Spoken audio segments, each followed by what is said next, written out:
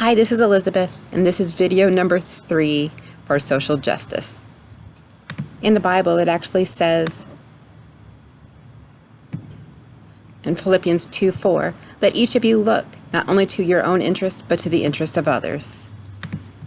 One of the authors actually also pointed out that we are change agents, and what we are called to do is summed up by Gandhi's words, that the best way to find yourself is to lose yourself in the service of others.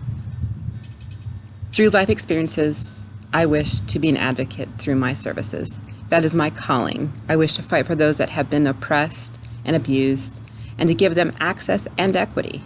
In Psalms it says, O Lord, you hear the desire of the afflicted. You will strengthen their hearts.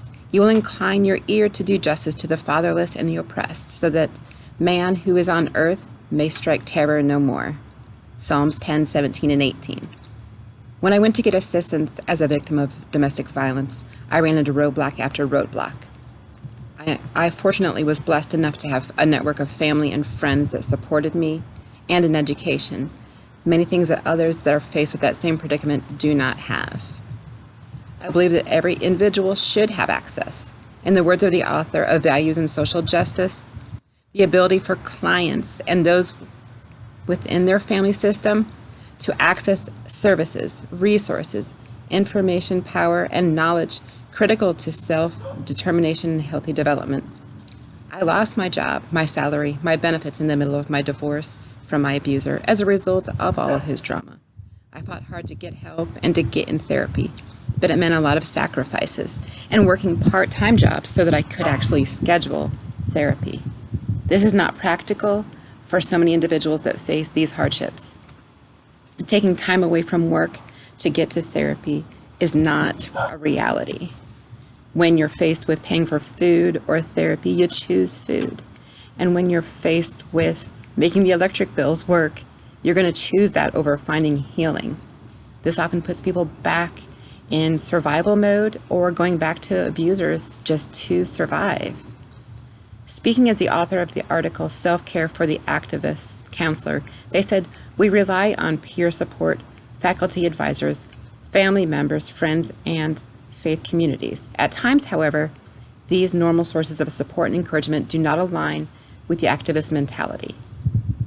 And they went on further to explain that it was important to learn to avoid, engage, or deflect.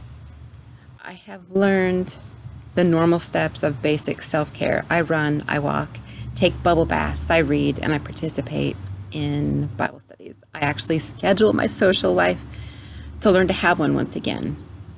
But on behalf of those that I wish to advocate for, I volunteer with a local nonprofit where I learn steps to be able to help them. We meet bi-weekly to reflect and remain informed on social issues that are affecting the victims we work with.